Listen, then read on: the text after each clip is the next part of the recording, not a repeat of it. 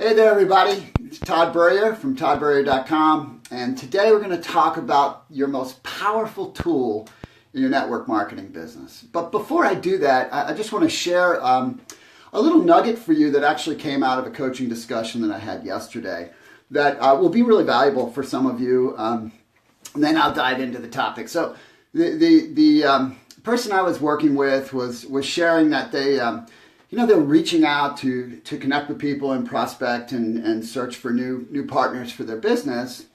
And, they connected with someone they hadn't talked to for a long time. And they ended up getting into a discussion and, they spoke for a while. And after a little while, she started to feel like, I don't know how to bring it in now, and, how do I fit it in? Because it wasn't put in as the purpose for the phone call. And so, they had a great time. It was a great connection, a great conversation. But, after half hour or whatever, they ended up saying goodbye and hanging up. And so here I am in this coaching conversation with this person I'm helping. And she says, so what do I do? How did I get in that spot? And what do I do? And I said, hey, it's not a problem at all. That's an easy thing to deal with, and it was the right thing to do to not try to bring it up at the very end of a conversation. Because if you call somebody, you contact someone you haven't talked to for a long time, and then you have this long conversation, and then at the end of the conversation, like 20 minutes later, 25 minutes, 30 minutes later, whatever it is, you go, oh, and by the way, I want to tell you about this new business I've started I think would be perfect for you, or this new product I have I think would be perfect for you. The perspective from that other person is going to be, everything you just did before that was not real. That was not real. You were just trying to get me to this, right? So it was better that she was sensitive to the fact that it was too late to bring that into the conversation without making the other person feel like it was contrived. And so first tips are what to do in that situation now. So here's the advice that I shared with her, that's very simple and very real. I said, okay, so you talked for half an hour, right? You talked for a while. What'd you talk about? Oh, well, we talked about this and that. So did she share any needs in that conversation? Because when people talk about their life, they talk about stuff that they're dealing with or thinking about or struggling with or whatever. And she said, sure, she shared this and this. And so she shared like 3 or 4 things that were needs that this person I'm coaching's opportunity could help. I said, okay, that's fine. So now you have a very, very real and authentic reason to reconnect, right? So you can reach back out to her and say, hey, I was thinking about our conversation the other day, and I clearly heard you say this and this and this, right? And so what have you done is you've placed yourself in the moment of rapport, right? You place yourself in the moment of rapport and into clearly an issue that the other person has. And so then you can say, and I didn't tell you about something that I'm doing right now, but I think I could really help you with this. And then boom, you're into a discussion. So you can, then you can ask this questions, which are always your friend. What have you been trying to do here? Or have you tried anything? Or are you working at that? Or boom, you're just in a real conversation, which is exactly where you want to be. So that's the way to come back to it if it happens to you. But the way to avoid that from happening is very simple, because in many cases, you are going to be talking to people that you haven't talked to for a long time, right? They only have so much time to engage in true conversation with people that you haven't seen, right? Because life is busy. Yes, sure, we have a million friends on Facebook and all the different social media platforms, but are they really deep friendships? No, they're connections, right? They're friends, but they're connections, right? So people that you really have a deeper connection with that you haven't talked to for a long time, if you just make a contact with them and blow off the relationship, then that's not going to be great either. So the way you do it is you say up front, hey, I've got something really cool that I want to talk to you about. But before I get to that, how are you doing? I mean, it's been forever that we talked. See, now you don't have to worry about it, right? Now it's clear that there's a purpose for the connection, but now you can talk about their life and reconnect and then come back to it later. So that is the way that you do it to avoid that from happening to you, and it puts you in the ideal situation to have the conversation. So that's just a freebie. I mean, this whole thing's a freebie, but that's just a freebie outside of the content that I'm going to share with you today about your most powerful tool in your network marketing business. So, what is that? What is your most powerful tool? Is it the secret presentation, right? Is it the magical webinar? Is it the awesome video? No. Your most powerful tool is right in the mirror. It's you. And so, well, how can that be? Well, it's actually pretty simple. And when I say it's you, it's your story. That is your most powerful tool. So let me give you some insight as to the power of that, because it's not uncommon. Matter of fact, it's pretty normal for someone, especially if it's someone that I get to engage with when I haven't had the initial let's say conversation with, or they haven't necessarily been shared with in the right way, or they just see that there's an opportunity, but they're not necessarily sure what to do.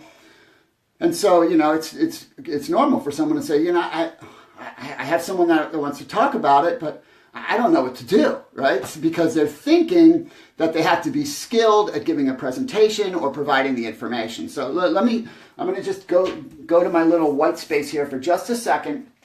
So if you think about the process that we work, right? It's really it's like baseball. There's 4 bases, right? Home plate or first base. Let's call this first base, right? First base is the approach. It's the contact, right? It is the question, essentially. So if you think about it, right, in the process, the question is, are you interested in something? It's not, are you interested in my business? Are you interested in my product? Because no one knows what that is yet, right? So the very first step in the process, however you do it, whether it's through social media or whether it's direct conversation or whether it's over a cup of coffee or whatever it is are you essentially interested in something? However you say that, that's what it is. Are you open to an opportunity? Are you open to a way to do this? Are you open to a way to do whatever that is, okay? And so once someone says yes in that process, then you move them to second base, right? So second base is where they find out about the information. And then, of course, you can take it all the way into the follow-up and then into the actual sponsoring or the customer acquisition or however that you want to talk about that. But what we're focused on right now is this step, right? Someone has said, yes, I'd like to check out what you have, right? And I'd like to talk to you about it. And so now, here you are. You're in that situation. And maybe you're brand new and you're like, oh my gosh, I don't really know very much. I don't really know much about my product, or I don't know that much about this service, or I don't know how my marketing plan works. I don't know. Your brain starts to explode, right? And the truth is, you don't need to know any of that stuff. You just need to feel good about that stuff, because that information is all available. And that's really not the thing that matters anyway. You see, when you're in this step, which we'll call this the information step, the information step really is comprised of 2 pieces. It's the information, right? It's the information about the company and about the product, and maybe a little about how you make money, or about why it's good, or whatever that is, what your competitive advantages are. I could go on and on and on about your 5-point presentation and your trends and timing and all these things that matter. They do matter. But they really only matter if someone is really interested. That's all that really matters. And they're not the thing that generally is going to get someone interested, because that's information. See, the other part of this step is you. It's your story. It's not your skill at presenting. It's your story. It's how you come across, how you feel, what you convey, what it's doing for you, why you found it. It's all that good stuff.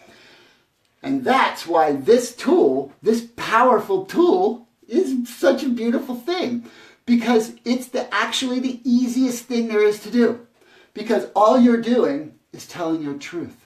And see, when you get this piece, it makes doing your work so easy, because telling the story, your story, why you're doing this, what you see in this, what it's accomplishing, what you're trying to accomplish, what caused you to be gravitated towards it, it is entirely different, let's say, paradigm for the person that you're talking to. And let me give you some insight about that. Remember, always drink from a water glass bigger than your skull. So, if you think about people and the way that we process, we tend to process information. And I don't know why it works this way, but we tend to process information from the perspective of we know all this stuff. We know everything, right? Because we do. We know everything that we know. Unfortunately, when we think everything that we know is what there is to know, now we're very limited. When in fact, that's not the case in life. But if I'm explaining to you information about something, so the minute I'm starting to explain information, now you understand that we're in a process of sales, so to speak. Nothing wrong with that, but it just is, right? So when I'm explaining information, then I better be pretty skilled at it, because you're going to have resistance. You're going to be looking for what's wrong with the information based on your knowledge in life. And so since you don't want to admit to me that you might be wrong, you're going to find something, right? You're going to find something that you don't know about or that you think differently about, etc. Stories are an entirely different animal. Because stories, when someone hears a story, they don't listen to it critically. In other words, at least not most people. You're always going to have a few people that are on the outer edges of the bell curve, right? They're on the outer edge of the bell curve, and they just think everything isn't true. I feel bad for those people, really. Life must be really difficult and not much fun for those people. But the fact is that most people, when you tell them a story, they picture it. They don't analyze it, they picture it, right? If I tell you, I was walking down the beach with my wife, you don't hear or see the words in your brain, he was walking down the beach with his wife. That's not what's going in your head. You're actually visualizing whatever you visualize relative to a beach and me and my wife or two people. And guess what? It's like you're there. It's right, because you're not visualizing it from a million miles away. You're visualizing it then. That's how we hear stories. And so stories are connectors, and people don't analyze them, they experience them, which is emotional, and it's not critical. And this is where the really cool stuff comes in. So when you tell your story, you just be real. One of the biggest misconceptions in the business is that you have to have this great grandiose story. That's the opposite. The bigger your story is, the less believable it is for the other person that it could happen to them. That's really an important thing to understand, right? So I have a big business story. I have for many, many years. I don't tell it. I don't really tell it. I tell the real stuff from the struggle standpoint of how I ended up doing it, right? Because that is what people relate to. And I'm going to give you the steps in just a second, but I want you to really grasp the concept, because this will change the way you work in such a dynamic way if you don't already do this. It will make every aspect of your work fun. Because when you sit with someone and you have a conversation and you share your story and you're sharing it from your heart, whether they're interested or not, because everything that I teach you is, if they're not interested, that's okay, right? If they're not interested, that's just fine, right? And so, again, looking at this process, right? Are they interested in something? That's what the initial step is. The approach, the contact is, are you interested in something? The information/story is how they get to, are you interested in this? And so when you tell a story, you tell your real, authentic truth. That is all you need to do, because in there, right, in there are going to be the aspects of this, whatever your business is, that mattered to your situation. And what does that do for the other person? It gives them a connection, right? Because trust me, everybody that you sit with is sitting with you for a reason. Everybody who's interested is interested for a reason. And the reason is they're trying to solve something, right? They're in a situation in life they're trying to fix, whatever it is, whether it's a desire or whether it's a need they have to overcome, or whether they're in a difficult situation, whatever it is, they have their own problem, so to speak, to solve, okay? So that's an important thing to remember as you are navigating this part of your work, because that's what makes this part of the work so much fun. This is the part of the work where you're giving hope, right? You're providing hope for the person who's in front of you. So let me just take you through these really simple steps for your story. So the first thing, and by the way, don't shortcut your story. Don't shortcut. Now, I'm not saying you should tell an hour-long story, although you might in some circumstances, but don't shortcut the pieces of it. It's like if you leave out pieces that really bring the story to life, put the color in it, It's like having a quilt that you leave out all the color. That's sort of what it's like. It's just a plain thing, and it doesn't really inspire you very much. So first thing you share is, what was the struggle? What was the problem you were trying to solve? And now here's the next thing I want to give you really quickly. Struggle is interesting. Struggle is relatable. Struggle is normal. Struggle is everybody, right? And so people are way more interested in your struggles that you work through than your success. Nobody cares about a success to a success story. And nobody cares too much if you have massive success and you had struggle a long time ago, but they don't really experience that or know about it, right? They don't care about that because that's not where they are right now. And people are oriented towards self. They're listening to you from the standpoint of, what is in this for me? That's what they're there for. They're there to find out what's in it for them. So your story helps make that connection. So you share whatever that struggle was. Let's say, let's say your struggle was, I was so tired of working at a job that really I didn't love, and we just never could seem to get ahead, and as a matter of fact, we were falling farther and farther behind, and we're staring out in front of the fact that our children might be going to college in the future, we're going to have weddings, or whatever it is. This is real stuff, and most of the time people are going to have their same relatable stuff going on with themselves, and that's an important thing to remember.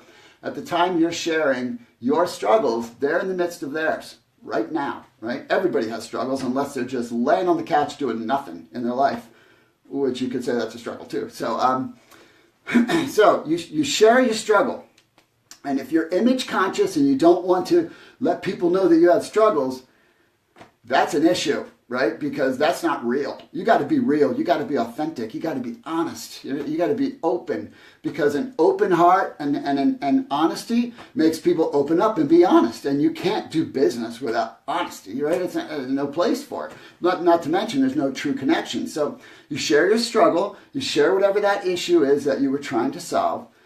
And then you talk about the journey.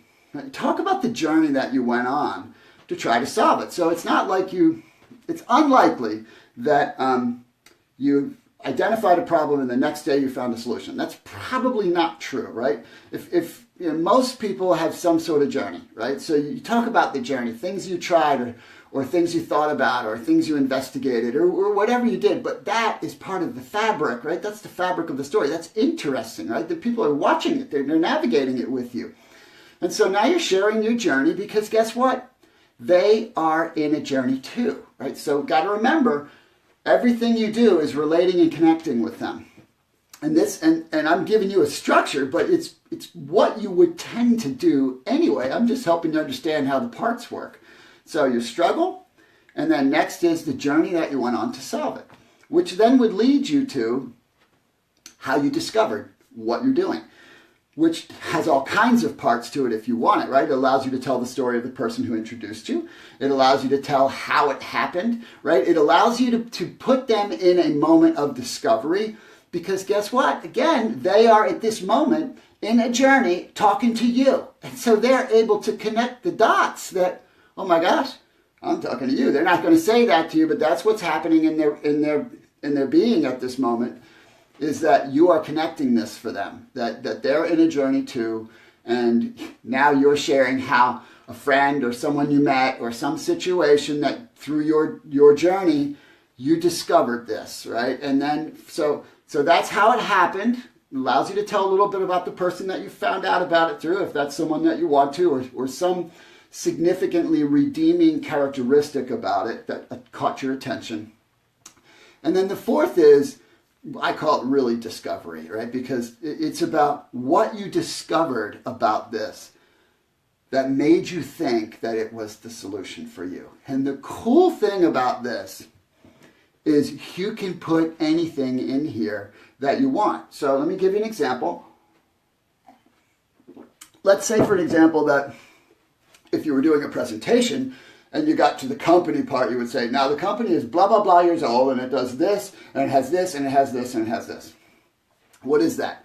That's a presentation, and that's information. Nothing wrong with that. But it's a whole lot more powerful when you can say, and then I learned that the company was like this, and they did this, and they did that. I couldn't believe it. that is an entirely different thing, because what's happening in their brain, again, they're not resisting information at this point. They're leaning in, emotionally leaning in to your story. And so they're like, oh my gosh, that's pretty cool. Yeah, that's pretty cool too. That's what's happening in their head, because they're processing, they're discovering with you right now, as opposed to resisting information. It's so simple. It's so incredibly simple and so powerful and so fun to do, because it's just like watching light bulbs go off. And so whatever it is that you find really special about your company, you can put it right in this part of the story. I learned this, and then I discovered they did this, and I discovered this happened. You can pre-frame things that they don't like. Let's say your opportunity has some pretty special characteristics, which many do, right? That make you a little unique, or you have points of difference in the marketplace, which are attractive to someone. And why are they attractive? Because they're different from something that they don't find attractive. So you can pre-frame that right here. And I found that it was like this. And I was like, oh my gosh, that is so cool. I just couldn't believe it. What are you doing? You're helping them see it, right? You're helping them see it without telling them they should see it. And then your next step is, so I got started, right? I got started because there was really nothing to lose, and it was such a great thing. You're not saying you should get started because there's nothing to lose, right? Then they're going to resist. What do you mean I should get started? No, I got started because I'm like, wow, what an awesome opportunity. I really can't get hurt. I mean, it's just a great thing to do. Basically, no risk. Man, I was so excited to get started. And then I started. Then the fifth piece is your experience. And your experience, again, does not have to be a big check. Does not have to be that you used a product that grew a new limb back. It doesn't have to be any of that. It just has to be how cool it is. It just has to be the great people you're experiencing. It just has to be that you're getting value from the products. It just has to be that you're enjoying what you're learning. It just has to be a positive experience. Because realize that people are looking for hope. They are looking for a ray of sunshine. And so when you put into it that you have discovered a way to deal with what you were looking for, and given them the journey, you've taken them right on the journey. At the end of that, they're going to go one of a few things. They're going to go, that's not for me. I appreciate it, man. Thanks for telling me that story. I'm really happy for you, but I don't think that's for me. Okay. All right. If you don't try to hammer them, right? Maybe you say something like, hey, do you know anybody else who'd be interested in a really proven way to grow an income that has mentioned they're looking for something? Because, we've got a step-by-step process. If you know anybody, that'd be great. You could say that. Or you could just say, hey, that's cool, man. I'm glad we had this time together, and that you know what we're doing. And if you ever want to talk about it, I'll be in touch down the road to see how you're doing and kind of update it, because I know things change.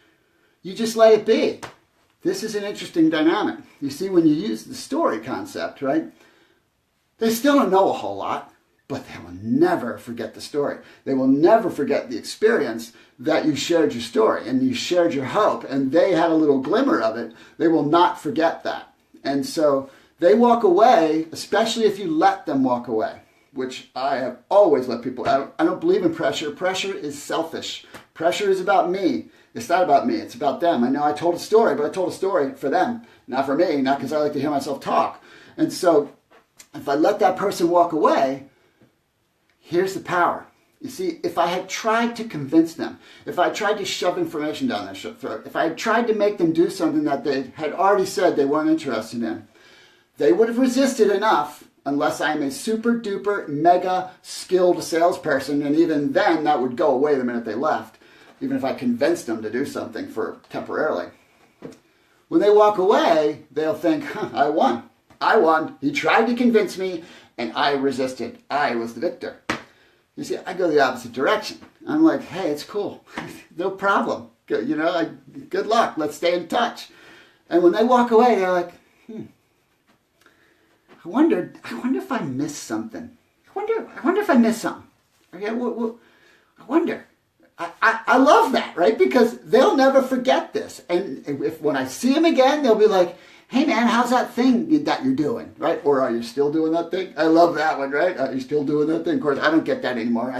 I stopped getting that like 10 years ago because, after 17 years in, someone said, you're still doing that. I'm like, you mean, am I still living a really amazing life and hanging out with my family and getting to do whatever I want. Am I still doing that? Yeah, I am. But so you don't get that very much over time, but you get that early, right? The first few years. Are you still doing that? Yeah, of course I'm doing that. I mean, this is a great thing. It's really going well. And they're like, really? Maybe we should talk about it a little more, right? That because they're not afraid of you because you never tried to convince them, right? You just told them a story that they didn't forget. Because chances are good, a year or two down the road, man, 6 months down the road, they still got the same struggles. You're making progress, right? They've still got the same struggles. So, so that is the power of the story, right? When you let them go. Now, the other thing they might do at the end of the story is they might say nothing. They might say nothing, right? This is if you're sitting down talking, or maybe you're doing this over Skype, or or having a cup of coffee, or wherever you are. They might say nothing after the story. That's a good sign too, by the way. Let them say nothing for a minute or so, and then say, so is this something you'd like to find out more about? Most of the time, the answer is going to be yes, right? And here's why. If they are not interested, they are going to tell you immediately. The reason I'm going to tell you immediately is, even if you let them know, which I always do, man, there's no pressure here. If it's not for you, that's okay. They're still going to believe you're going to behave like the last knucklehead who did pressure them, right? Their neighbor who bashed them over the head, or the person selling them something that wouldn't let them say no. They're going to perceive you're going to be that way. So they won't even believe when you're not. I've had people walk away from me going, they actually step back into the conversation and go, you're telling me you're telling me it's cool. I'm like, yeah, man, it's cool. They can't even believe it because they were expecting it. And I'm like, hey, dude, if I got to convince you to do something that's going to be awesome, why would I do that? Right? There's too many people to help. Why would I try to help somebody who doesn't want to be helped? Right? So that's a whole nother ball of wax. But so if they're not interested, they're going to say so right away. They're going to say, man, I'm happy for you, but it's not for me. Cool. Done. End. No more discussion. No problem. Right? But that's not going to happen very much, because when you tell a story, what they're going to do is after you finish, most of the time they're like, yeah, man, that sounds pretty cool. I'd like to check it out. So now your information is positioned, whatever that is. I mean, if you're going to sit there and take them through information, you can. You know why? Because they're going to tell you exactly what they want to know. Or if you've got a video you're using, or a webinar, or a special presentation of some sort, you've now positioned it. So when they're looking at that information, they're looking at it through the eyes of someone who's like, wow, I can't wait to see how this is, what's here, right? As opposed to, I wonder what's here, right? That's an entirely different mentality, and the story does that. So I gave you the big picture of the story, as opposed to, you could do that in a short window. But the bigger story, when you're in the position to do that, it is the funnest, easiest, simplest way to do the work. And you can do it all day, and you can have fun all day, and you don't need any skill. I'm not saying you shouldn't become skilled. It's what I teach. I teach how to be skilled. I'm just telling you, this is not an area, besides having an understanding of the steps, right? The stuff to make sure you leave in. This is not an area that you have to worry about being skilled. You just have to be real. You have to be yourself. You have to be authentic. You have to be open. And that is relatable, because everybody you talk to is trying to solve something, right? And you got to remember that. And so you don't want to get in the way. You want to be the conduit. You want to be the connector. You want to be hope for them. You want to represent light at the end of the tunnel. You want them to have an opportunity to change their life, and you want to then help them to do it. But you won't do that by bashing them over the head with information. The information will help them greatly once they know why you're so excited about it. So I hope that was of value for you guys. Please share this with people and let them experience this if they're trying to build a business. This will help them, because this is a very key point and a key aspect of success, is being able to tell your story. And that is the key thing. So this will be very beneficial for people that you share it with, and it will help them. And I appreciate it if you help me get the word out. I'm going to try to help as many people in this awesome, amazing industry as I possibly can. All right, so thanks for tuning in, and I'll see you guys next time.